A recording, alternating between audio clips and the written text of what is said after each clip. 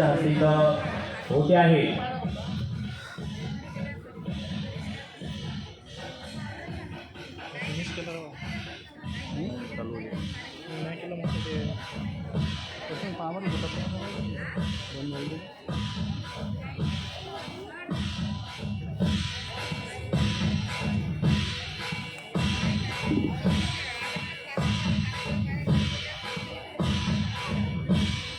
कार्यक्रमाचे पाहुणे हे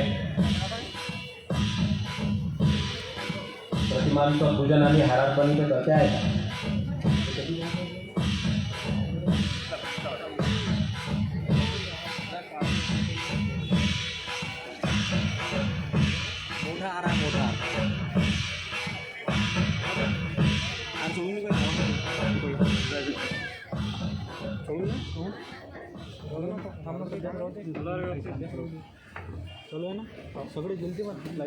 पाहुणे विचारपीठावर विराजमान झालेले आहेत. प्रमोदभाऊ आठवले यांना मी विनंती करतो की त्यांनी सुद्धा विचारपीठावर आपलं स्थान ग्रहण करायचं आहे. हा वैचारिक प्रबोधनाचा वसा आणि वारसा जपत असताना आपली भूमिका आणि कर्तव्य हे सुद्धा आपण जाणून घेतले पाहिजे. चळवळीमध्ये काम करत असताना बाबासाहेबांची चळवळ हिला जगामध्ये मातृ संघटना असं म्हटलं जाते, हिला मदर मुवमेंट म्हणतात. या जगातल्या सर्व चळवळींची जननी ही आंबेडकरी चळवळ आहे आणि या चळवळीच्या माध्यमातून अनेक चळवळींना या देशामध्ये जगामध्ये जीवनदान मिळालेलं आहे.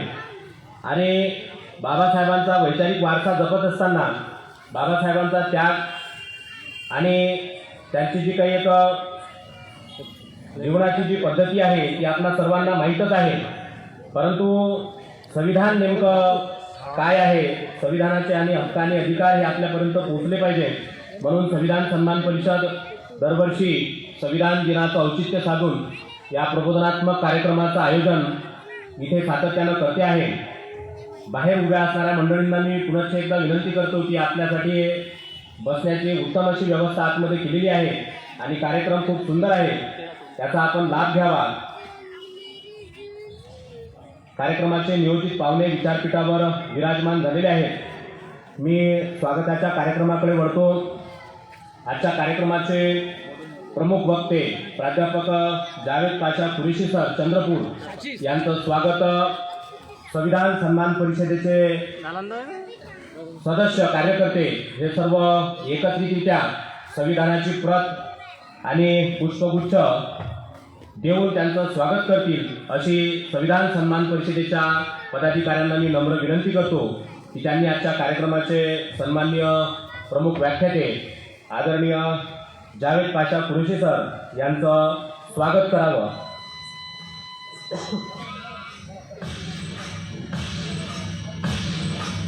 संविधान सन्मान परिषदेचे पदाधिकारी आजच्या कार्यक्रमाचे प्रमुख व्याख्याते प्राध्यापक कुरेशी सर यांचं स्वागत इथे करत आहेत.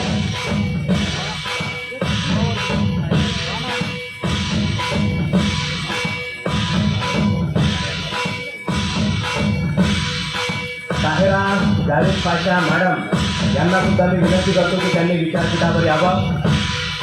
ताहेरा जावेद पाशा मॅडम.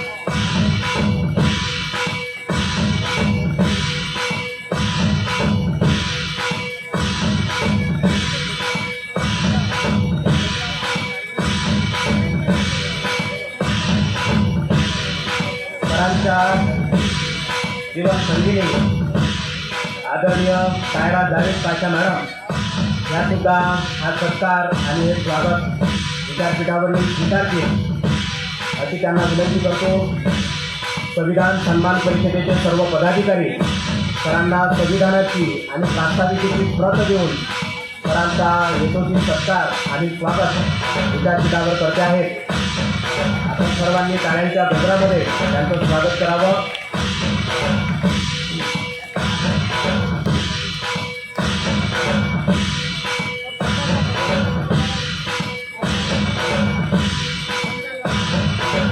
सरांचं आणि मॅडमचं स्वागत विद्यापीठावर झालेलं आहे. यानंतर कार्यक्रमाला प्रमुख उपस्थिती म्हणून विचारपीठावर उपस्थित आयुष्यमान रामदास भाऊ गवई तथागत चॅरिटेबल ट्रस्ट बहुउद्देशीय संस्था भीमनगर दर्यापूर यांचं स्वागत विजूभाऊ इंगळे करतील अशी त्यांना मी विनंती करतो. मी स्वागतासाठी ज्या लोकांचे नावं घेतो आहे त्यांनी कृपया स्टेजकडे लवकर यायचं आहे. रामदास भाऊ गवई यांचं स्वागत विजूभाऊ इंगळे करतील अशी त्यांना विनंती.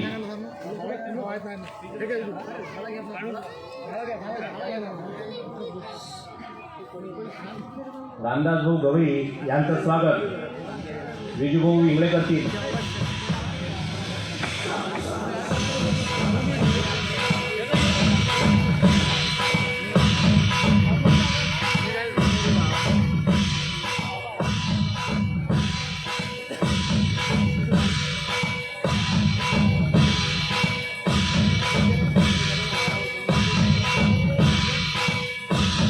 यानंतर अनिरुद्ध वानखडे यांचं स्वागत आकाश गवई करतील अशी त्यांना विनंती करतो.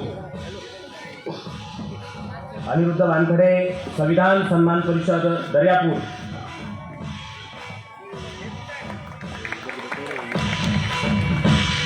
सुपीक डोक्यामध्ये सातत्यानं सुपीक विचार निर्माण होतात. या पद्धतीचा हा सुपीक विचार घेऊन या दर्यापूरमधील संविधान सन्मान परिषद आपल्यापर्यंत हा विषय इथं पोहोचवते आहे. सन्माननीय गजानन भाऊ चौरपगार यंग भीमज्योत नवयुवक मंडळ रमाबाई आंबेडकर नगर दर्यापूर यांचं स्वागत निलेश वानखडे करतील अशी त्यांना विनंती. गजानन भाऊ चौरपगार यांचं स्वागत निलेश वानखडे करतात.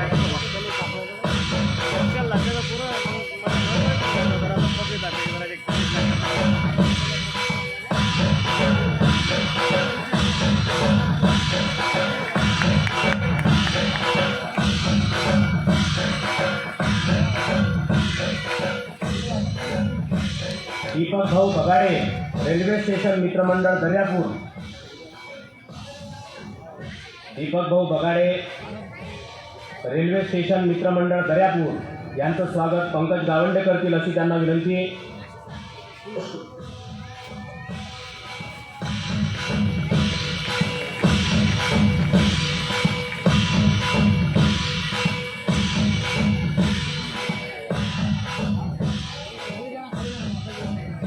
यानंतर गौरव भराटे यांचं स्वागत सुमित अनिल गवई करतील अशी त्यांना विनंती.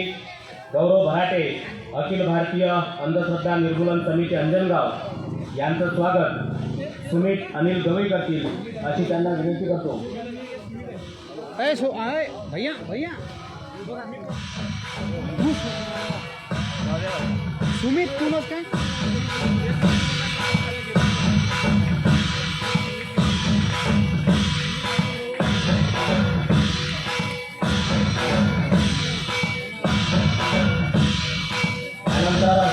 दादाराव इंगळे सिद्धार्थ फ्रेंड्स क्लब बाबली दर्यापूर यांचं स्वागत दर्शन गवई करतील अशी त्यांना विनंती. दादाराव इंगळे यांचं स्वागत दर्शन गवई.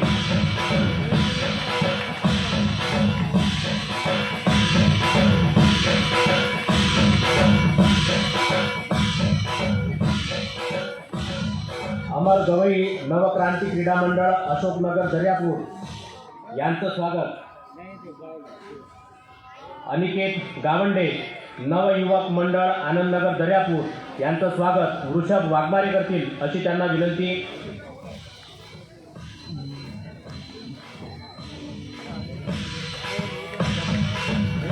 अनिकेत गावंडे यांचं स्वागत वृषभ वाघमारे.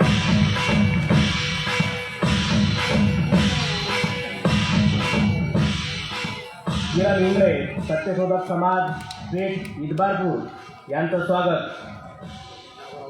नागोराव भाऊ मोहोळ करतील अशी त्यांना विनंती करतो. सत्यशोधक समाज पेठ इदबारपूर किरण इंगळे यांचं स्वागत नागोराव भाऊ इंगळे करतील नागोराव भाऊ मोहोळ करतील अशी त्यांना विनंती करतो.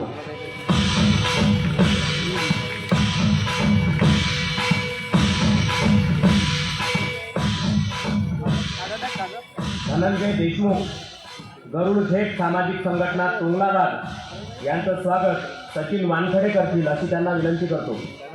धनंजय देशमुख गरुड झेप सामाजिक संघटना तुंगलाबाद.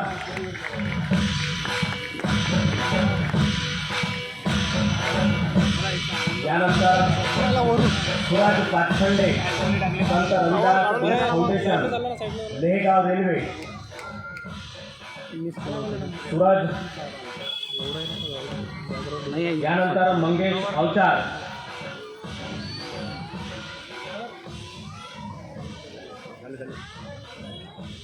यानंतर गजानन वरगट, अविनाश धांडे,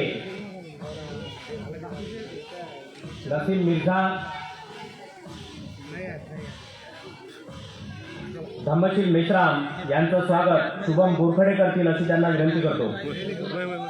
फोटो काढ फोटो थोडं धम्मशील मेश्राम यांचं स्वागत.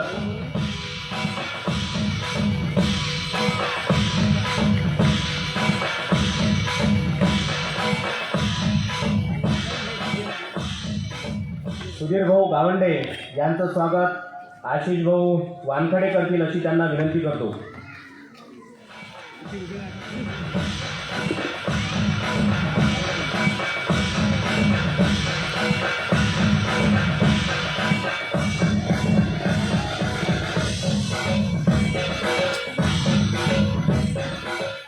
मंगेश सावळे यांचं स्वागत प्रेमदीप आठवले करतील अशी विनंती.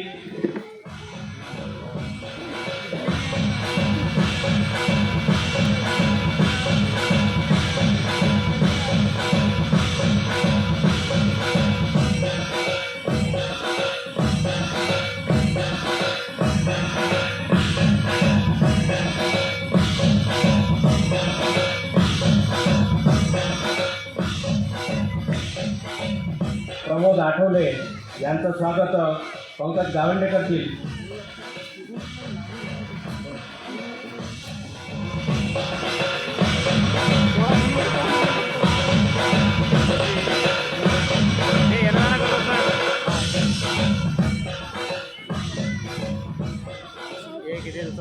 इथे स्वागताचा कार्यक्रम हा संपलेला आहे आणि उपस्थित सर्वांचं स्वागत संविधान सन्मान परिषदेच्या वतीने मी आपल्या सर्वांचं इथे स्वागत करतो आणि आपल्या सर्वांना क्रांतिकारी जय भीम करतो.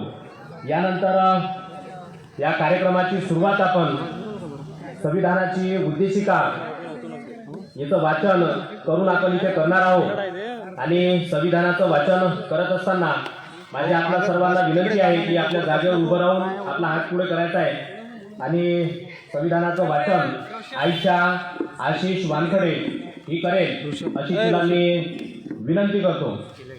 संविधानाच्या प्रास्ताविकेचं वाचन अगोदर आपल्या पुढे ही म्हणेल, तिच्या मागे आपल्याला प्रास्ताविकेचं वाचन इथे करायचं आहे. आपल्या सर्वांना मी विनंती करतो की आपल्या जागेवर आपण उभं राहून संविधानाप्रती जो सन्मान आहे त्याला आपण नतमस्तक व्हावं.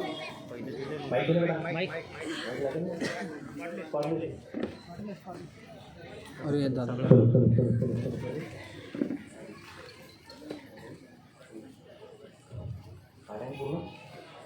भाऊ इकडे येता काय असा पुढे येता का तुम्ही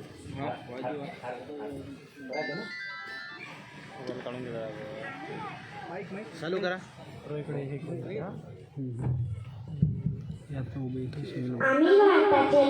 आम्ही भारताचे लोक भारताचे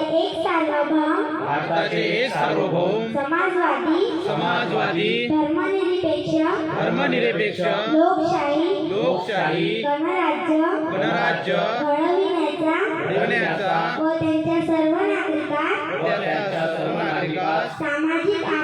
सामाजिक आर्थिक व राष्ट्राचे न्याय विचार अभिव्यक्ती विश्वास श्रद्धा उपासना यांचे स्वातंत्र्य दर्जाची व संधीची समानता संधीची समानता निश्चितपणे प्राप्त करून देण्याचा आणि त्या सर्वांमध्ये व्यक्तीची प्रतिष्ठा त्यांचे आश्वासन देणारी बंधुता प्रवर्धित करण्याचे संकल्पपूर्वक निर्धार करून आमच्या संविधान सभेत आज दिनांक 26 नोव्हेंबर 1949 रोजी याद्वारे हे संविधान अंगीकृत आणि अधिनियमित करून स्वतःप्रत अर्पण करीत आहोत. जय भीम, जय संविधान. जय भीम, जय संविधान. धन्यवाद. आईच्या एवढ्या लहान वयामध्ये विचारपीठावरून अशा पद्धतीचा आपलं वैचारिक कौशल्य ही समाजामध्ये अशा पद्धतीचे लोक निर्माण झाले पाहिजे, हा सुद्धा या संविधान सन्मान परिषदेचा एक प्रामाणिक उद्देश आहे. आजच्या कार्यक्रमाचे प्रमुख पाहुणे सन्माननीय अविनाश बारगण सर, पोलीस अधीक्षक अमरावती ग्रामीण, यांना वेळेवर मीटिंग असल्यामुळे ते थोडे लेट येतील किंवा पोचणार पण नाही. त्यांचीच अनुमती घेऊन आपण हा कार्यक्रम इथे सुरू करतो आहे. यानंतर आजच्या या कार्यक्रमाचं प्रास्ताविक धनंजय देशमुख, गरुड झेप सामाजिक संघटना तोंगलाबाद, हे आजच्या कार्यक्रमाचं प्रास्ताविक करतील अशी मी त्यांना विनंती करतो. बाहेरच्या मंडळींना माझी पुनश्च एकदा विनंती आहे की आपल्या बसण्याची उत्तम अशी व्यवस्था आपण आतमध्ये केलेली आहे आणि वैचारिक प्रबोधन हे बसून जर आपण ग्रहण केलं तर त्याचा खूप लांब वेळपर्यंत आपल्या जीवनामध्ये आणि डोक्यामध्ये सुद्धा त्याचा परिणाम राहतो. त्यासाठी मी सर्व लोकांना नम्र विनंती करतो की हा कार्यक्रमाच्या पद्धतीनं जर आपण ऐकला तर खूप चांगलं काम त्याच्यामध्ये आपल्याला करता येईल अशी आपणा सर्वांना मी पुनश्च विनंती करतो आणि आजच्या कार्यक्रमाचं प्रास्ताविक धनंजय देशमुख करतील अशी त्यांना विनंती.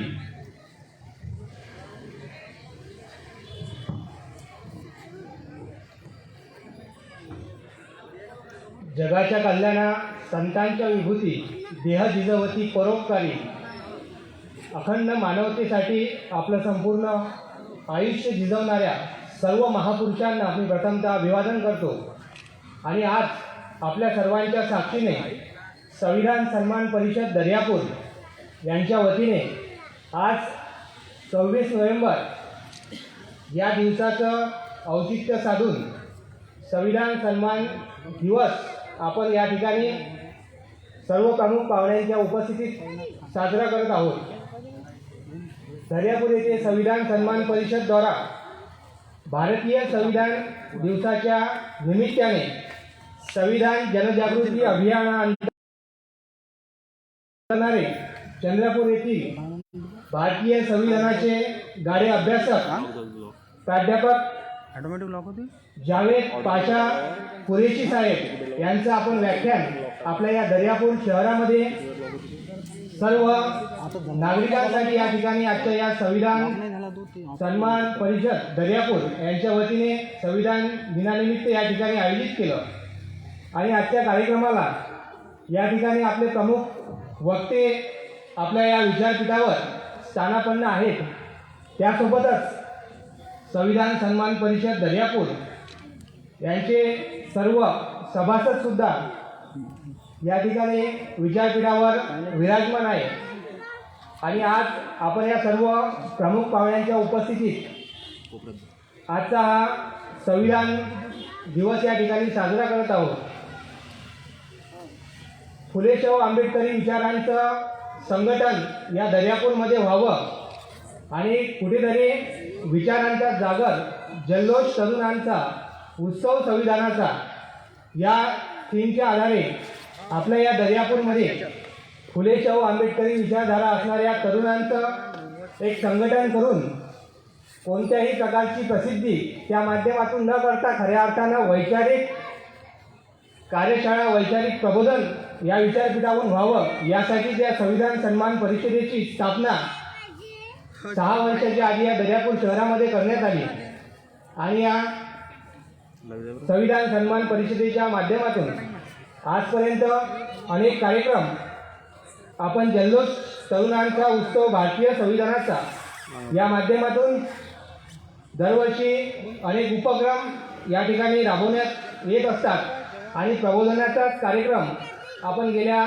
6 वर्षापासून या दर्यापूर शहरातील नागरिकांसाठी आजच्या या संविधान दिनानिमित्त आयोजित केलेला आहे आणि यामध्ये आजपर्यंत प्राध्यापक देविदासजी घोडेस्वार सर नागपूर, त्यासोबतच प्राध्यापक सुषमाताई अंधारे, प्राध्यापक प्रफुल्ल कडू, राहुलजी सोनपिपळे जेएनयू विद्यापीठ दिल्लीचे विद्यार्थी, त्यासोबतच प्राध्यापक बाळासाहेबजी गावंडे आणि त्यासोबतच आज ज्यांचं व्याख्यान या ठिकाणी आपल्याला पुन्हा ऐकण्याची संधी मिळाली ते प्राध्यापक जावेद पाशा कुरेशी साहेब, अशा सर्व नामवंत वक्त्यांचं व्याख्यान आपण या दर्यापूर शहरातील नागरिकांसाठी आजच्या या संविधान दिनानिमित्त गेल्या 6 वर्षापासून संविधान सन्मान परिषद या माध्यमातून या ठिकाणी आयोजित करत असतो आणि या संविधान सन्मान परिषदेचा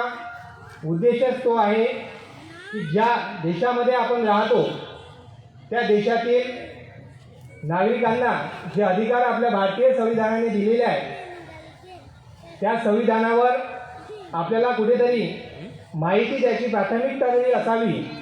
आताच लहान मुलीनं या ठिकाणी संविधानाचं वाचन केलं आणि शालेय जीवनामध्ये विद्यार्थी असताना आपण सर्वांनी या संविधानाच्या प्रस्ताविकेचं वाचन आपल्या या शाळेमध्ये केलेलं आहे आणि ते वाचनसुद्धा आपण या ठिकाणी ऐकलेलं आहे आणि आजच्या या दिवसाच्या निमित्ताने फक्त एकच दिवस आपण संविधानाचं जनजागरण न करता आपल्या आयुष्यामध्ये कुठेतरी या देशाचा भारतीय नागरिक असल्यामुळे त्याला संविधानावरच निष्ठा असावी या विचाराची तरुणाई, फुले शाहू आंबेडकरी विचाराची तरुणाई या दर्यापूर शहरामध्ये निर्माण व्हावी आणि त्या माध्यमातून वैचारिक प्रबोधनाचं काम या दर्यापूर शहरामध्ये व्हावं यासाठी संविधान सन्मान परिषदेच्या वतीने दरवर्षी अशा प्रकारे प्रबोधनाचे कार्यक्रम आपण या ठिकाणी आयोजित करत असतो. लोकशाहीच्या मूल्याची जपणूक करून त्यांचा प्रचार प्रसार करण्यासाठी संविधान सन्मान परिषदेच्या वतीने अनेक कार्यक्रम या ठिकाणी आयोजित करण्यात आले आणि पुढील काळामध्ये सुद्धा या संविधान सन्मान परिषदेच्या वतीने संविधान प्रचारक व्हॅन, त्यासोबतच संविधानाच्या अनेक नामवंत वक्त्यांच्या मार्फत कार्यशाळा, संविधान प्रचार केंद्र, लोकसंगीताच्या माध्यमातून संविधानाची जनजागृती असे अनेक कार्यक्रम येत्या काळामध्ये या संविधान सन्मान परिषदेच्या वतीने आपण या दर्यापूर तालुक्यातील जनतेसाठी निश्चितच आयोजित करणार आहोत आणि त्याच कार्यक्रमाचा एक भाग म्हणून आपण हा कार्यक्रम या ठिकाणी आज आयोजित केला आणि या कार्यक्रमासाठी आपल्याला एक नामवंत वक्ते या ठिकाणी लाभलेले आहे. त्यांच्यासाठी मी फक्त एवढंच म्हणेन कि मौजूद को राज बना देते हैं राज को मुमताज, मौजूद को राज बना देते हैं राज को मुमताज, कुछ शख्स होते हैं माहिर पनाशी जो सन्नाटे को भी आवाज बना देते हैं. असे प्राध्यापक कुरेशी साहेबांचं व्याख्यान ऐकण्याकरिता आपण सर्व मंडळी या ठिकाणी उपस्थित झाला आहात आणि सर्व प्रमुख पाहुण्यांच्या उपस्थितीत हा कार्यक्रम या ठिकाणी होत आहे. संविधान सन्मान परिषदेच्या माध्यमातून खऱ्या अर्थानं वैचारिक प्रबोधन व्हावं एवढाच उद्देश या कार्यक्रमाचा दरवर्षी या आयोजनामागचा असतो आणि या दर्यापूरमध्ये फुले शाहू आंबेडकरी विचारधाराची एक फळी या ठिकाणी निर्माण व्हावी. सिर्फ हंगामा खड़ा करना ही हमारा मकसद नहीं, सिर्फ हंगामा खड़ा करना ही हमारा मकसद नहीं, हमारी कोशिश है कि ये सूरत बदलनी चाहिए. तेरे सीने में नहीं तो मेरे सीने में ही सही, हो कहीं भी आग मगर आग जलनी चाहिए, आग जलनी चाहिए. अशा महापुरुषांच्या विचारांची आग आजच्या तरुणांमध्ये घडावी. मग खऱ्या अर्थानं गेल्या 8 दिवसाच्या आधी अमरावती येथे झालेल्या प्रकरण कोणताच तरुण त्यामध्ये सहभागी होणार नाही. खऱ्या अर्थानं आपण या देशाचे भारतीय नागरिक आहोत आणि या विचारपीठाच्या समोर जे वाक्य सर्वांना महत्त्वाचं आहे ते वाक्य असं आहे की मी जन्मतः भारतीय आहे आणि अंतिमतः सुद्धा मी भारतीय राहील. हे डॉक्टर बाबासाहेब आंबेडकरांचं स्वप्न या तरुणांनी या ठिकाणी कुठेतरी आत्मसात करावं आणि त्या विचारावर चालावं, यासाठी संविधान सन्मान परिषदेच्या माध्यमातून अशा प्रकारच्या कार्यक्रमाचं आयोजन या दर्यापूर शहरामध्ये करण्यात येत असते. आणि यानंतरसुद्धा आपल्या सर्व दर्यापूरवासियांच्या सहकार्याने या ठिकाणी आपण अनेक कार्यक्रम येत्या काळामध्ये या संविधान सन्मान परिषदेच्या सर्व सभासदांच्या सहकार्याने दर्यापूरवासियांच्या सहकार्याने आपण आयोजित करणार आहोत.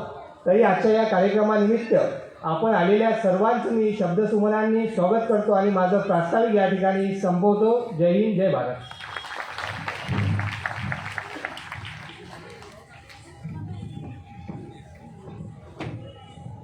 धन्यवाद धनंजय. आपण आपल्या प्रास्ताविकेच्या माध्यमातून गेल्या अनेक वर्षापासून त्या ज्या वक्त्यांना आपण इथे बोलवलं त्यांची उजळणी इथं करण्याचा प्रयत्न केला आणि तरुणाईकडून जी आपण अपेक्षा इथं व्यक्त केली, निश्चितच या संविधान सन्मान परिषदेच्या माध्यमातून त्या तरुणांमध्ये ती आग लावण्याचा प्रयत्न आपण इथे करण्याचा प्रयत्न करू की जेणेकरून अशा पद्धतीचं अमरावतीला जे मागच्या आठवड्यामध्ये गालबोट लागण्याचा प्रयत्न झाला, जो अमरावतीचा सांस्कृतिक आणि शैक्षणिक वारसा आहे त्याला कुठंतरी तडा जाण्याचा प्रयत्न झाला, तो येणाऱ्या काळामध्ये कुठं झाला नाही पाहिजे. तो प्रामाणिक प्रयत्न या संविधान सन्मान परिषदेचा आहे, या कार्यक्रमाच्या आयोजनामागचा आहे. कारण ही राष्ट्रसंत तुकडोजी महाराजांची, गाडगेबाबांची, भाऊसाहेब देशमुखांची ही जन्मभूमी आणि कर्मभूमी राहिलेली आहे आणि या अमरावतीचं नाव हे कशा पद्धतीनं खराब होता कामा नये यासाठी सुद्धा आपण सातत्यानं प्रयत्न करणार आहोत. यानंतर किरण इंगळे सत्यशोधक संघटना यांना मी विनंती करतो की त्यांनी आपले विचार इथं व्यक्त करावे. किरण इंगळे.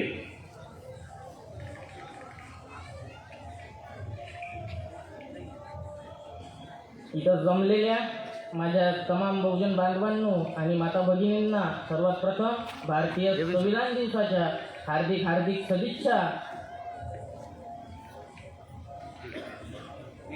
जगाला शांतीचा संदेश देणारे आणि मानवाला क्रांतीचा संदेश देणारे महाकरुणी तथागत गौतम बुद्ध. जम्बूद्वीप में जब लड़ैया जारी थी, जिसने सारी लड़ैया जीत कर शान अपनी बढ़ाई थी. अफसोस हुआ था उस सम्राट अशोक को जिसने बाकी की सारी जिंदगी बुद्धों के चरणों में चढ़ाई थी, बुद्धों के चरणों में चढ़ाई थी.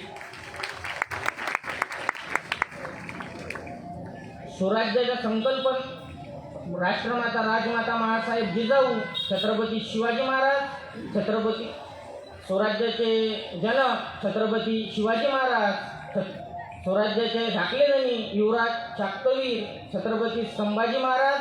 विद्येविना मती गेली, मतीविना नीती गेली, नीतीविना गती गेली, गतीविना वित्त गेले, वित्ताविना शूद्र खचले. इतके अनर्थ एका अविद्येने केले. या 4 ओळीमध्ये शिक्षणाचे महत्त्व पटवून देणारे, रायगडावर जाऊन छत्रपती शिवाजी महाराजांची विस्मरणात गेलेली समाधी शोधून जगातील पहिली शिवजयंती साजरी करणारे, परमपूज्य विश्वरत्न महामानव डॉक्टर बाबासाहेब आंबेडकर यांचे गुरु, राष्ट्रपिता, क्रांतीसूर्य महात्मा ज्योतिराव फुले, क्रांतीज्योती सावित्रीबाई फुले.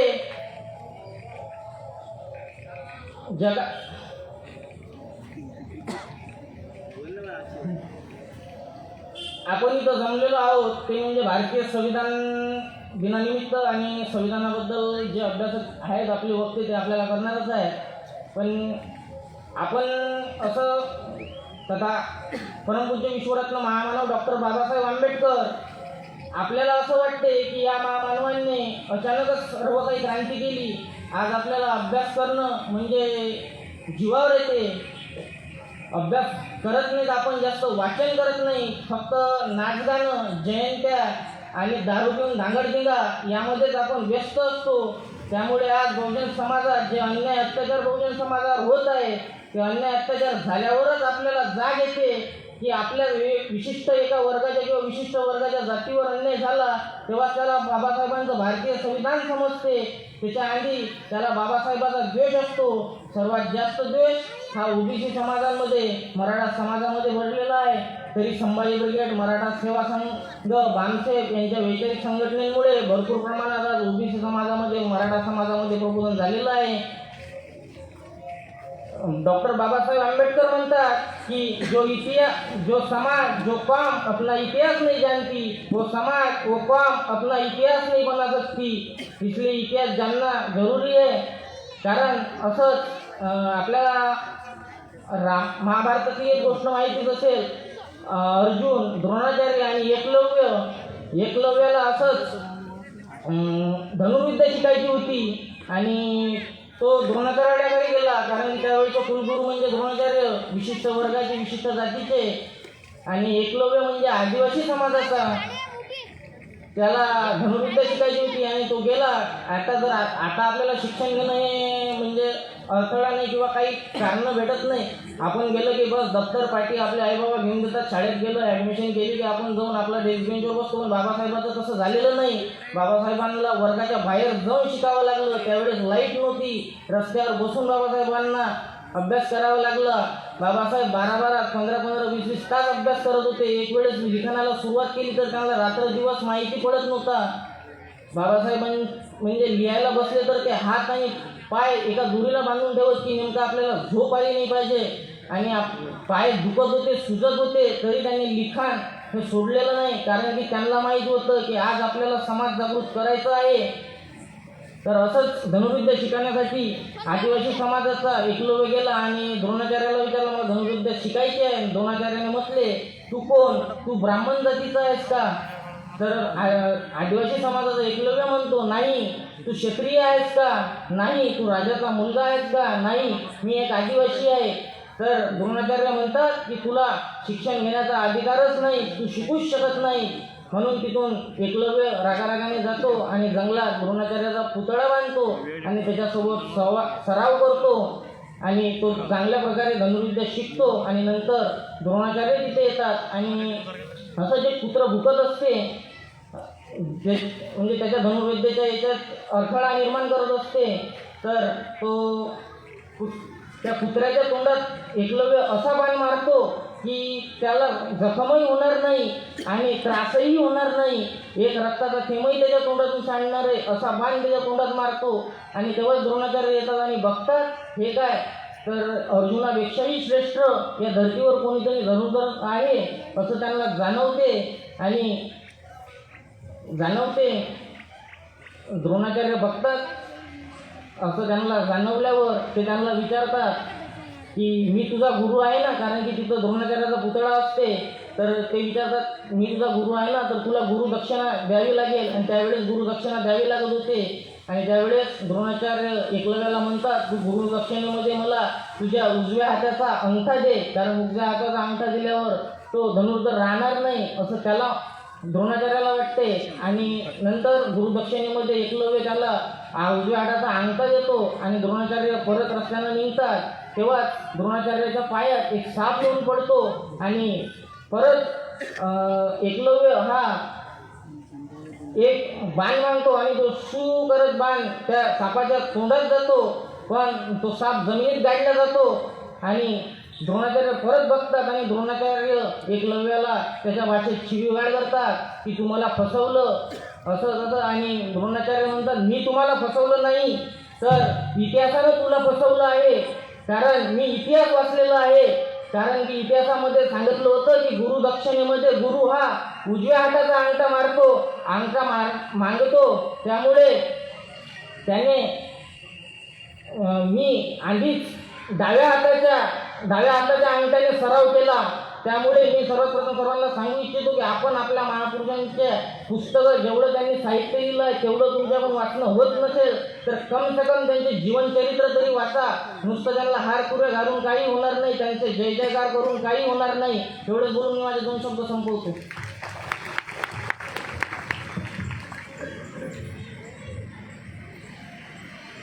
धन्यवाद किरण भाऊ. यानंतर कौरव भराटे अखिल भारतीय अंधश्रद्धा निर्मूलन समिती अंजनगाव यांना मी विनंती करतो की त्यांनी अवघ्या 2 मिनिटांमध्ये आपले विचार इथं व्यक्त करावे.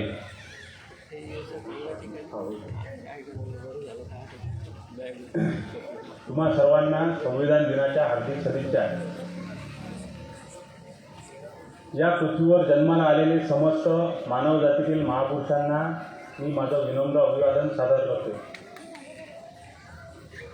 मी फक्त जास्त काही बोलणार नाही. मला माहीत आहे तुम्ही प्रमुख वक्त्यांना ऐकण्यासाठी इथं बसलेले आहेत सर्वजण. खूप वेळ झालेला आहे आपल्या कार्यक्रमाला. तर फक्त 2 वाक्याकडे मी तुमचा कटाक्ष घेतो. फक्त एक म्हणजे आपल्या उद्देशपत्रिकेत सर्वात पहिलं एक वाक्य आहे की आम्ही भारताचे लोक. घटनाकर्त्यांनी म्हणजे बाबासाहेब आणि सर्व लोक जे बाकीचे लोक होते घटना बनवली आपली, त्याची जी उद्देशपत्रिका आहे त्याची सुरुवात आहे की आम्ही भारताचे लोक.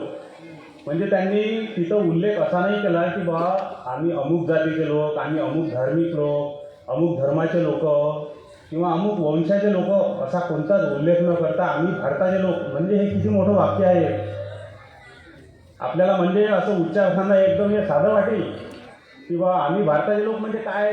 जगातील तुम्हाला खरंच खोटं वाटेल असं सांगतो की बा जगातील कोणत्याच राज्यघटनेत ही सुरुवात अशी झालेली नाही की बा हे मानवतावादी दृष्टिकोनातून एक हे सर्वात मोठं पाऊल आहे त्यावेळेसचं 70 वर्षा अगोदरचं.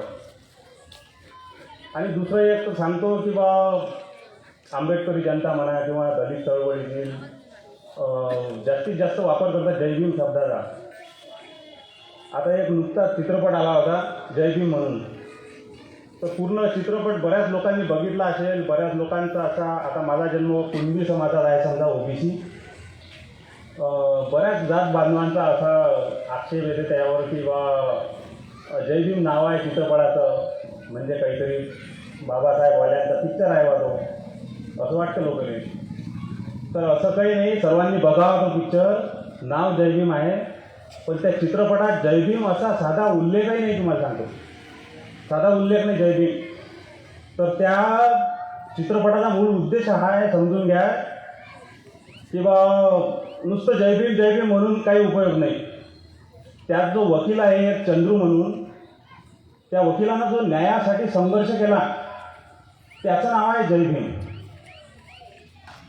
म्हणजे जो न्यायासाठी इथं या पृथ्वीवर, पूर्ण पृथ्वीवर न्यायासाठी जो लढेल, न्यायासाठी जो संघर्ष करेल, तो जय भीम म्हणण्याच्या लायक आहे. किंवा बा तो जय भीमचं काम करून राहिला, एवढं लक्षात घ्या. बस बाकीचं आपले वक्ते सांगते. धन्यवाद.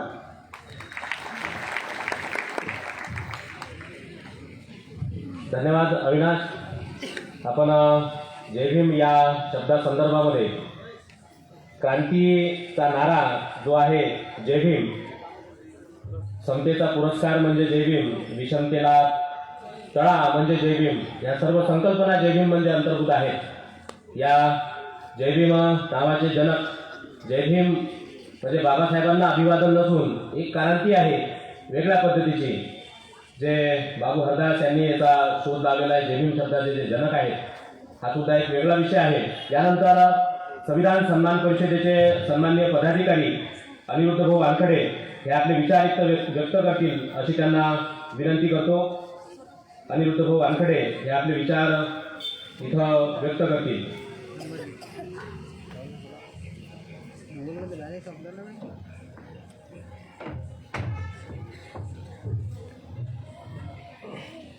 उपस्थित सर्वांना क्रांतीचा जय भीम.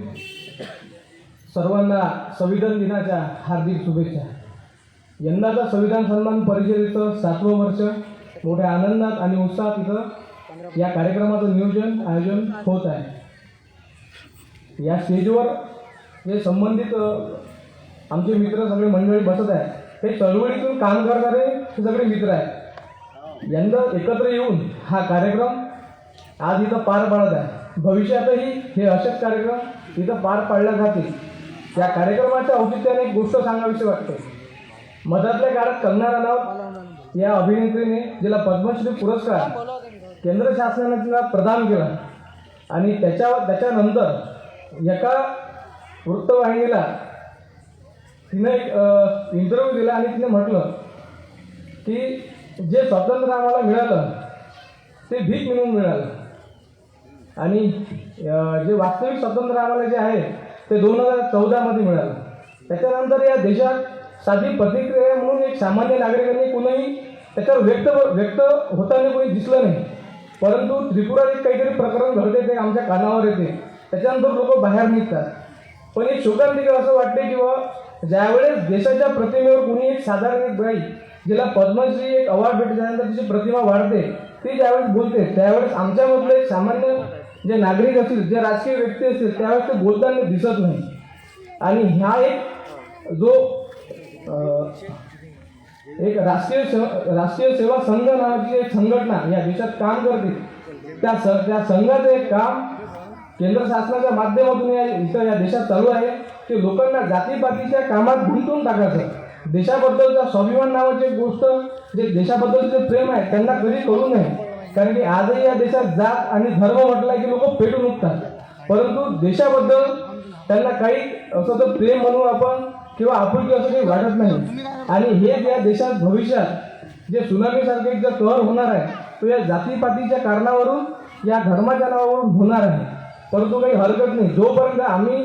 जोपर्यंत या देशात कुणी जर हा देश पेटवणार जर असेल तर आमच्यासारखे या विचारपीठाच्या माध्यमातून जिथं बसलेले लोक आहेत तुमच्यासारखे इथं संविधानाच्या प्रती जे प्रेम आहे म्हणून तिथं येणारे आहेत ते इथं काही जे आलेले लोक आहेत ते कोणी जाती धर्माच्या नावावर नाही एक संविधानाच्या प्रती असलेली आपुलकी देशाबद्दलचं असलेलं प्रेम जर या देशाला जर कोणी पेटवणारं जर असेल तर इथं विजवणारे देखील बसलेले आहेत. त्यामुळे काळजी करण्याचं कारण नाही. आपल्या माध्यमातून हे सांगू इच्छितो भविष्यात कुठलेही संकट जर या देशावर कुठल्याही माध्यमातून जर येण्याचे जर प्रयत्न जर झाले तर संविधान सन्मान परिषद त्याचे हे विचाराचे जे पाईक सगळे संघटनेचे जे सगळे माझे मित्र आहेत आम्ही ते नक्कीच हाणून पाडू. यानिमित्त आपल्या वतीनं देखील एक आव्हान करतो की देशाबद्दलचं जे प्रेम आहे ते तुम्ही कमी नका होऊ देऊ. जात पातीच्या पलीकडे हा जो देश आमच्यासाठी आहे हे बाबासाहेबांचं एक स्वप्न होतं हे आपल्याला पुन्हा एकदा साकार करायचं आहे. त्यामुळे मी सर्वांना इथं आव्हान करतो की भविष्यात जे वैचारिक कार्यक्रम होतील त्यांना पाठिंबा द्या. त्या कार्यक्रमाला उपस्थित राहा. त्यामुळे आम्हाला एक चांगल्या पद्धतीची एक ताकद आपल्या माध्यमातून मिळते. इथं सर्वजण आले त्याबद्दल मी सर्वांचा आभार व्यक्त करतो. यानंतर जावेद पाशा कुरेशी साहेब ते आपलं मनोगत व्यक्त करतील. धन्यवाद. जय भीम. जय सगळे.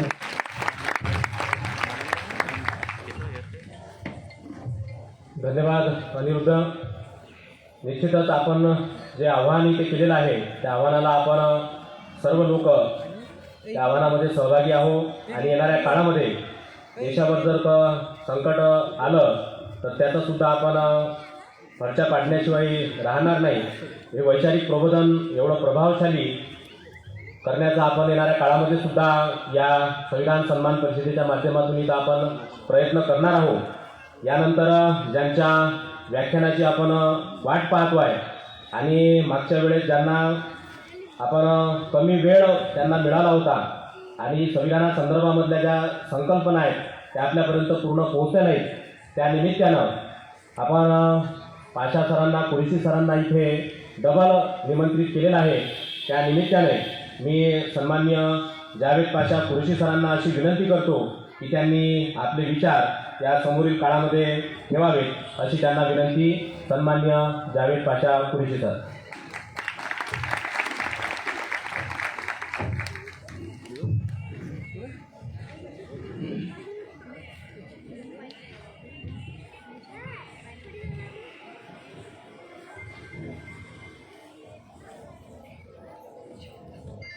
चेहरा मोहरा नसलेल्या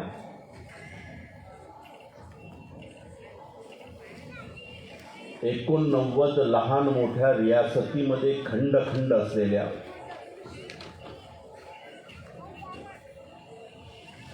या 89 रियासतीचं कोणताही ताळमेळ एक दुसऱ्यात नसलेल्या खंड खंड प्राय देशाला या जगातील ज्या उत्कृष्ट संहितेनं एकत्र आणलं, या जगातील सर्वात उत्कृष्ट मानवीय संरचनेची अधिकाराची निर्मिती झाली आणि या देशाला एक सुंदर नाव मिळालं भारत. हे सुंदर नाव प्रदान करणारी आचारसंहिता म्हणजे आमच्या देशाचं संविधान आणि ते निर्माण करणारे महासूर्य महाकारुणिक डॉक्टर बाबासाहेब आंबेडकर या दोघांनाही तुमच्या समक्ष अभिवादन करतो. या महाराष्ट्राच्या अस्मितेचे प्रतीक रयतेचे राजे छत्रपती शिवाजी महाराज माई जिजाऊ बहुजनांच्या क्रांतीचे आवाज क्रांतीचे नायक महात्मा ज्योतिबा फुले माई सावित्री माई फातिमा भाऊ उस्मान शेख मागासवर्गीयांचा लढा कायद्याने उभे करून सहभाग काय असतो सन्मान काय असतो अधिकार काय असतो याची मुहूर्तमेढ रोवणारे आरक्षणाचे जनक 1902 मध्ये पहिला कायदा करणारे छत्रपती शाहू महाराज यांना अभिवादन करतो.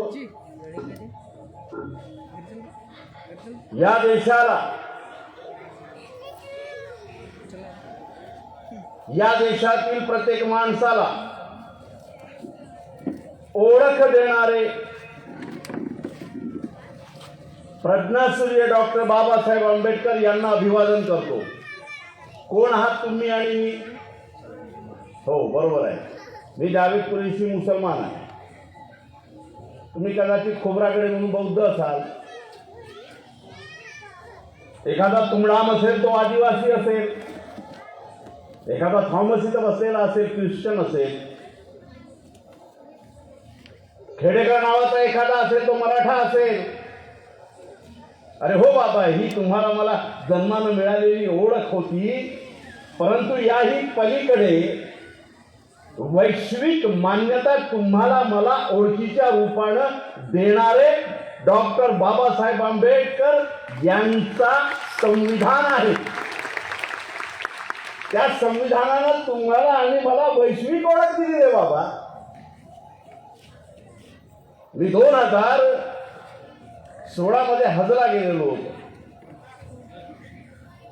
तेव्हा माझं तिथं स्वागत मुसलमान म्हणून झालं नाही, पण माझं तिथं स्वागत भारत का मुसलमान म्हणून झालं. इंग्लंडमध्ये शीख राहतात, भारताचे शीख म्हणून त्यांचा मान सन्मान आहे. म्हणून आम्ही धर्मानं कुणीही असलो, कोणत्याही धर्माचे असलो तरी खरा मान सन्मान भारताचे नागरिक म्हणून आम्हाला आहे.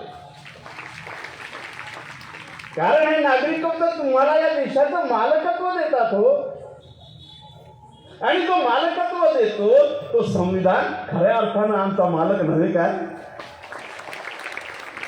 या देशातील नैसर्गिक संपत्ती, या देशातील हवा पाणी, संसद ते विधानसभा ते नगर परिषद ते ग्रामपंचायत, कणाकणावर आमचं मालकत्व जी संहिता सिद्ध करते त्या संहितेचं नाव संविधान आहे. करा ना याला बाजूला केलं तर तुमचं अस्तित्वच राहत नाही. म्हणून अस्तित्व प्रदान करणाऱ्या या संविधानाच्या स्वीकृतीचा आज दिवस तुमच्या आणि माझ्या आयुष्यातील सणाच्या सर्वात महत्वाच्या सणाचा दिवस आहे. हे लक्षात घ्या. गर्व वाटतं आम्ही भारतीय असल्याचं. संविधान नव्हतं तेव्हा कोण होतो आम्ही? होतो ना गाडग? अरे संविधान नव्हतं तेव्हा कोण होतो आम्ही? होतं ना झाडू. अरे संविधान नव्हतं म्हणून मुसलमानाला मलक्ष्य म्हणून बाहेर टाकलं होतं ना. अरे संविधान नव्हतं म्हणून माझ्या आया बहिणींना स्तन उघडं ठेवून या धनधांग्या लोकांसमोर जावं लागत होतं ना. अरे संविधान नव्हतं तेव्हा केवळ धर्मक्षेत्रामध्ये प्रवेश केलाच म्हणून तुमची मूर्ती छाटली जायची ना. अरे संविधान नव्हतं म्हणून केवळ शब्द उच्चारला तरी तुमची जीभ छाटली जायची ना रे बाबा. आज संविधानाला हाती घेऊन माझा लेकरू कलेक्टर झाला आहे. आज संविधानाला हाती घेऊन माझा लेकरू बॅरिस्टर झालाय, इंजिनियर झालाय, डॉक्टर झालाय. अरे मालकत्व देतो रे. हे हा जो ग्रंथ आहे ना हा इतका पवित्र ग्रंथ आहे की तुम्हाला मालकत्व देतो. जगण्यासाठी जी अस्मिता तुम्हाला लागते, या समाजामध्ये मान सन्मानानं जगण्यासाठी जी मूलभूत हक्काची एक पोथी तुम्हाला लागते, ती पोथी म्हणजे हा संविधान आहे. कंगना राणावत बोलले, त्याआधी या संविधान सन्मान दिनाचं आयोजन करणाऱ्या सगळ्या या संघटनेच्या सगळ्या पदाधिकाऱ्यांचं अभिनंदन करतो, सगळ्या आयोजकांचं मनपूर्वक अभिनंदन करतो. अनिरुद्ध आमच्या प्रेमळ मित्रांपैकी एक. आजचा हा माझा तिसरा कार्यक्रम, नागपूर, चंद्रपूर, वरोरा आणि नंतर इथं. का बरं फिरतो होता? कारण आम्हाला वाटतं की ज्या बाबासाहेबांनी मला नागरिकत्व देऊन या देशाचं मालकत्व दिलं, ते कुठंतरी हिरावल्या जाते. मग माझ्या हाती काय आहे? बाबासाहेबांनी दिलेलं शब्दाचं स्वातंत्र्य आहे, आणि ते तरी आपण देऊ शकतो ना आपल्या समाजाकडे. एवढं तरी प्रबोधन आपण करू शकतो ना, ते आपण केलं पाहिजे. कंगना म्हणाली, आजादी भीक मिळली. कंगना तू जिसकी चेली है ना, वो भी गोलवलकर बोला था कि संविधान नहीं, चिंध्या जमा करके गोधडी बनाई है, असं तो गोलवलकर बोलला होता. तू काही नवीन बोलली नाहीस. त्याला उत्तर देताना माझा बाप बाबासाहेब बोलला होता की अरे बेअक्कल, कलाकाराची कलाकृती तुझ्यासारख्या भिकारड्याला काय समजेल. जेव्हा गोलवलकर बोलले होते की तिकडच्या चिंध्या गोळा करून एक गोधडी शिवली संविधान नावाची, तेव्हा बाबासाहेब बोलले कि कलाकार की कलाकृति तुम क्या समझोगे? अरे ये गोधड़ी नहीं, रेशम के ऊंचे से ऊंचे भीख से एक एक अनमोल रेशम का तागा निकाल कर लोगों के जीवन में समृद्धि लाने वाला गलीचा मैंने किया है, जिसका नाम संविधान है. हे गोधडी म्हणतात, ही भीक म्हणते. याचा अर्थ संविधानाचा एक मोठा संघर्ष इथल्या एका व्यवस्थेशी आहे. संविधानाच्या निर्मितीपासूनच हा संघर्ष या देशामध्ये उभा झालेला आहे. आम्हाला संविधान नको, आम्हाला धार्मिक राष्ट्र पाहिजे, ही मागणी करणाऱ्या लोकांच्या विरोधात या देशाचा संविधान आहे, आणि तोच तर खरा संघर्ष आहे. ज्यांना या संविधानावरती विश्वास आहे त्यांनी हा संघर्ष नीट समजून घेतला पाहिजे.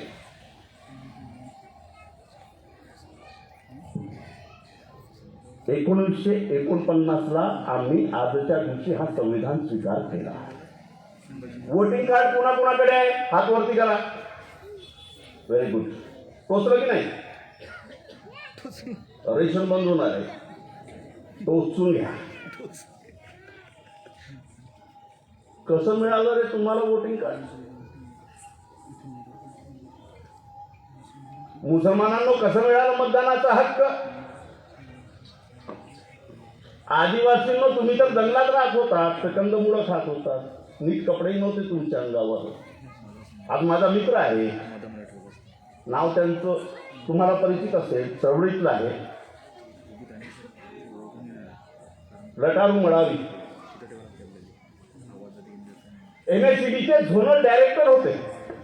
त्यांच्या हाताखाली 155 लोकांचा ताफा होता. त्यांचं CR ते लिहायचे, त्यांचा पगार ते करायचे. काय म्हणायचे माहिती?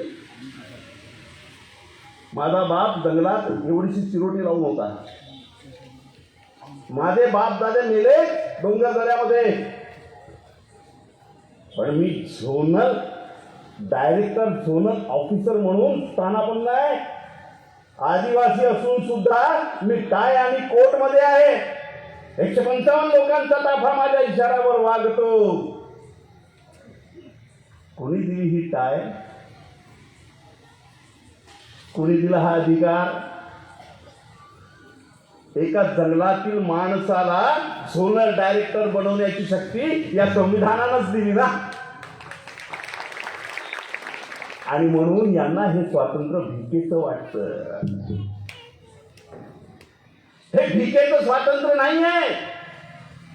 बाबासाहेबांनी ज्या संविधानाच्या माध्यमातून या देशाला एक आचारसंहिता दिली, ती भीक नाही, ती आत्मसन्मान आणि अधिकाराच्या लढाईचा खरा शस्त्र होता. तुम्ही एकलव्याचा अंगठा कापला, बाबासाहेबांनी त्या अंगठ्याला पुनर्स्थापित केलं हे संविधान लिहून. आता एकलव्य अंगठा देत नाही तर लंगोटी लावलेल्या बापाचा पोरगा मडावी नावाचा झोनल डायरेक्टर होतो. म्हणून यांना हे संविधान नको आहे आणि म्हणून ते म्हणतात की हे भीक में मिला है. भीकेत नाही मिळालं. 1949 पूर्वी तुम्हाला मतदानाचा अधिकार नव्हता. वाचताना इतिहास, भारताचा राजकीय इतिहासही वाचून पहा. 1949 पूर्वी या देशातील समस्त लोकांना मतदानाचा अधिकार नव्हता. या देशातील फक्त धनदांडग्या श्रेष्ठ कुलीन वंशीय लोकांनाच आणि रॉयल फॅमिलीजना मतदानाचा अधिकार होता. त्यांची एकूण लोकसंख्या या देशातील लोकसंख्येच्या 20% होती जवळपास. बाबासाहेबांचा संविधान जन्माला आणि प्रत्यक्ष कृतीत उतरण्यापूर्वी या देशातील 80% लोकांना मतदानाचा अधिकार नव्हता. हे तरी कुंड्या माळी केली मुसलमानांना कळतं का कि संविधान क्या चीज है? क्या दिया है तुम्हें संविधान ने? आज तुम्हारे पास में जो वोटिंग कार्ड है वो वोटिंग कार्ड नहीं है. अरे बाबासाहेबांनी दिलेलं एक मूल्य, एक मताचा तो खजिना आहे. ते नव्हतं रे तुमच्याकडे. 1949 पूर्वी मतदानाचा अधिकार तुम्हाला नव्हता. तो अधिकार या संविधानानं दिलं. ते बाबासाहेबांची देण आहे. म्हणून गोलवरकरच्या पार्श्वभागाला आग लागते आणि त्या कंगनाच्या भीतीच्या तोंडाला आग लागते. म्हणून या संविधानाची ताकद नीट ओळखा. कशी आहे? ज्याच्या पाया या देशातला वर्तमानाचा प्रधानमंत्री पडला, ज्याच्या पाया या देशाचा गृहमंत्री पडला होता, संरक्षण मंत्री पडला होता, मोठाले आमदार खासदार सेंट्रलचे मिनिस्टर ज्याच्या समोर लोळांगण घेत होते, त्या बाबा आसारामचं काय झालं? काय झालं? कंगना म्हणते भीकेत मिळालं. नालायके बघ शक्ती संविधानाची.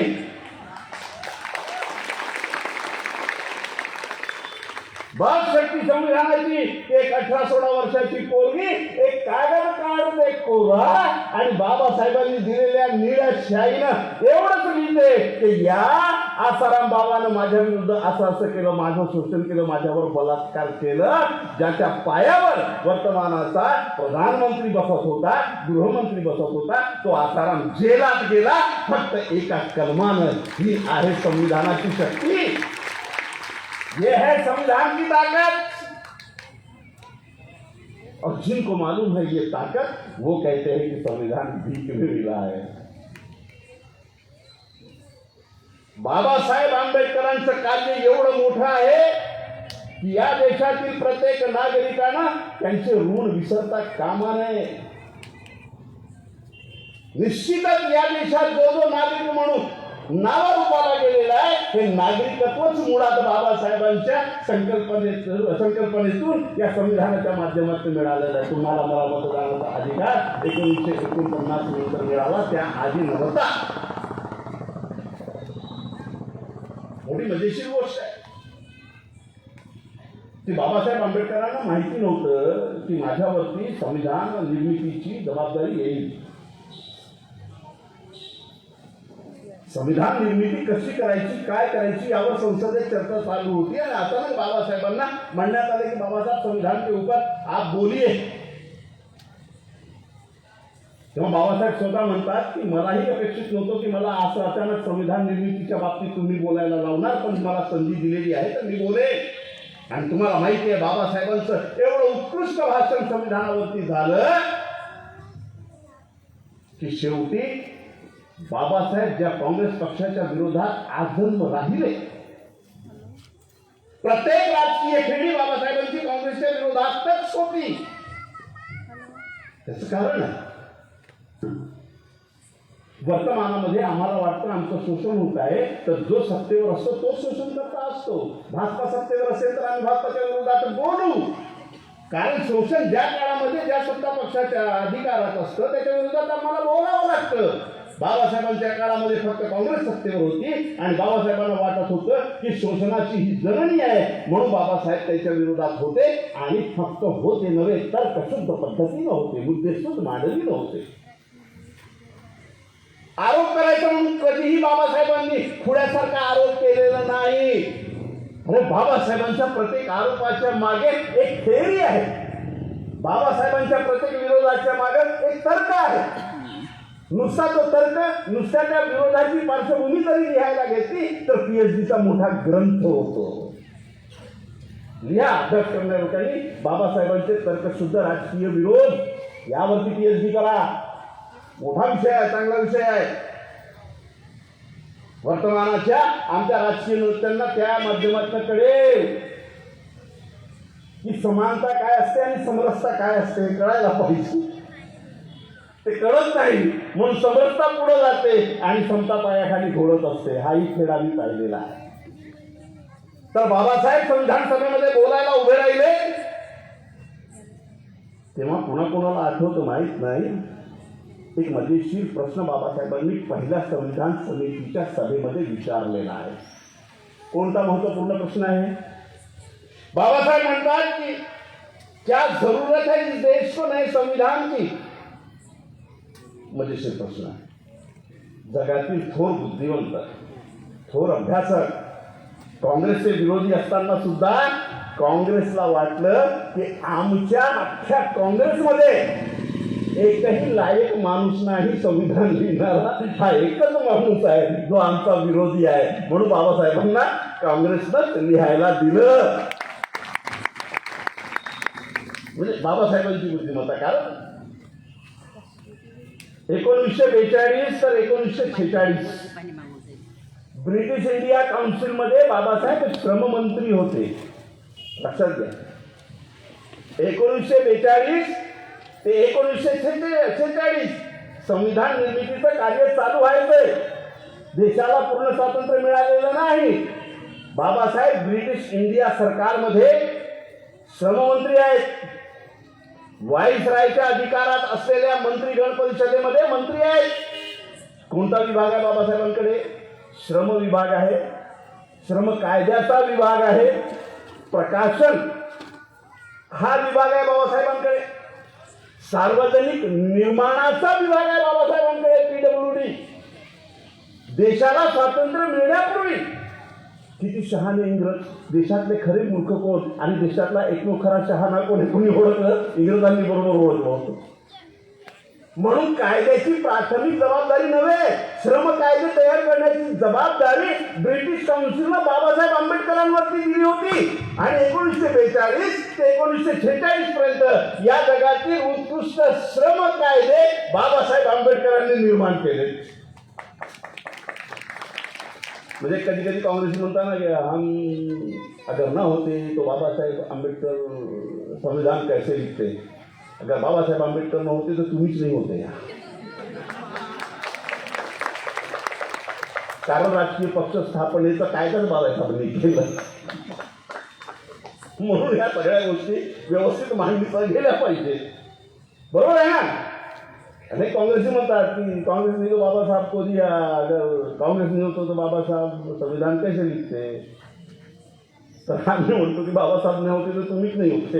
कारण पक्ष कसं बनवायचा हाच काय का बाबासाहेबांनी पास केला, म्हणून तुम्ही पक्ष बनवले. तुमचं रजिस्ट्रेशन स्वातंत्र्यानंतर संविधानाच्या अंतर्गत आले. लक्षात घ्या मित्रांनो, बाबासाहेबांनी मजेशीर प्रश्न विचारला की या देशामध्ये 1935च्या कायद्यानुसार सगळी व्यवस्था आलेली आहे, मग आपल्याला नव्या संविधानाची गरज काय? काय म्हणतात बाबासाहेब आंबेडकर? या देशामध्ये शिक्षणाचे कायदे आहेत ब्रिटिश इंडिया कॉन्स्टिट्यूशनच्या अनुषंगाने. श्रम कायदे आहे, जिल्हा परिषद आहे, नगर परिषद आहे, विधानसभा आहे, संसद आहे, सब तो है. फिर नया संविधान क्यों? गोलवरकर पटकन म्हणाले मी यही तो बोलता, बोले नया काय करू. तो बाबा साहेब बोलते बताता ना तेरे को, बैठ लीजिए बच्चा है. म्हणजे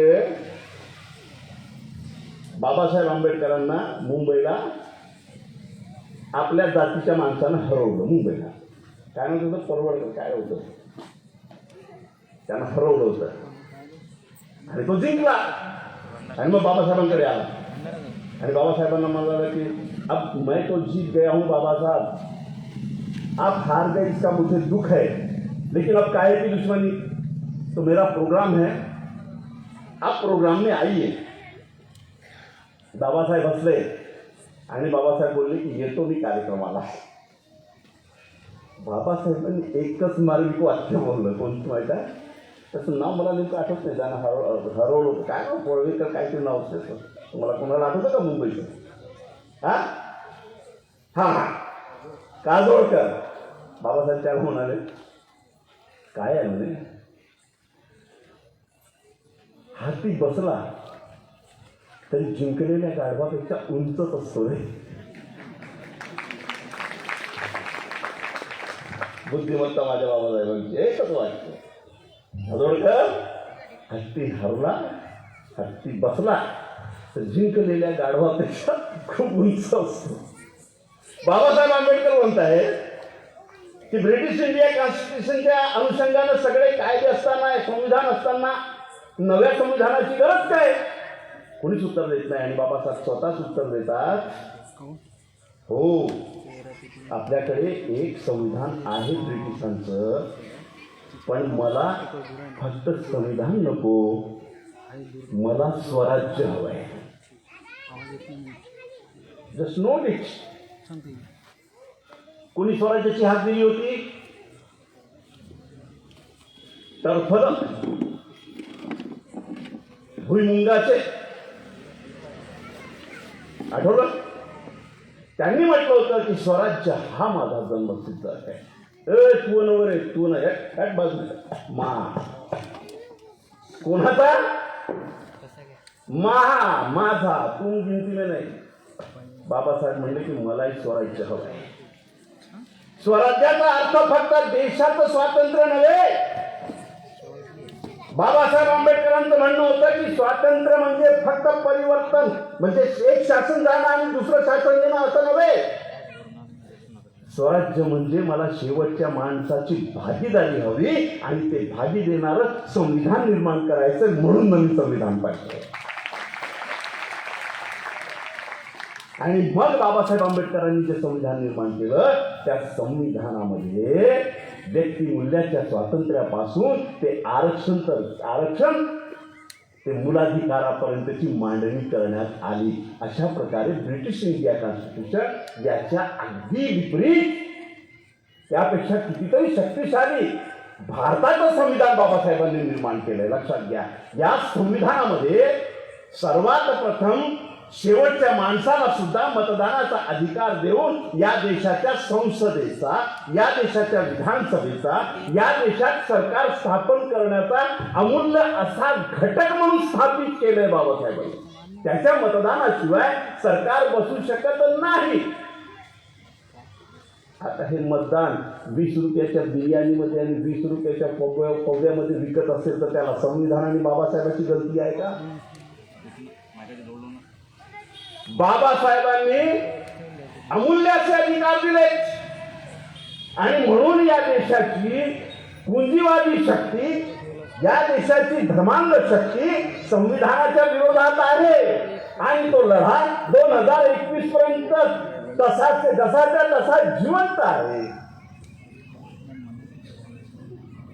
1951 बाबासाहेबांचं भाषण आठवा.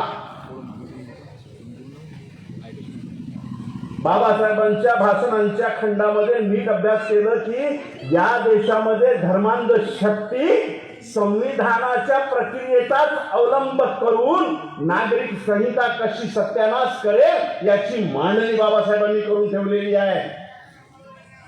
बाबासाहेब म्हणतात की भारत के संविधान का असली संघर्ष इस देश के धर्मांध और पूंजीवादी ताकतों से है जो देश में जमहूरियत नहीं चाहते, जो देश में लोकशाही नहीं चाहते, और अगर तुम गफलत में रहे, तुमको प्रदान की गई वोटों की ताकत को तुमने नहीं पहचाना, तुमको प्रदान की गई आरक्षण की शक्ति को तुमने नहीं पहचाना तो कुलकर्णी खोबरागढ़ चीयर्स बोल के एक ही बार में बैठेंगे तो क्या करोगे?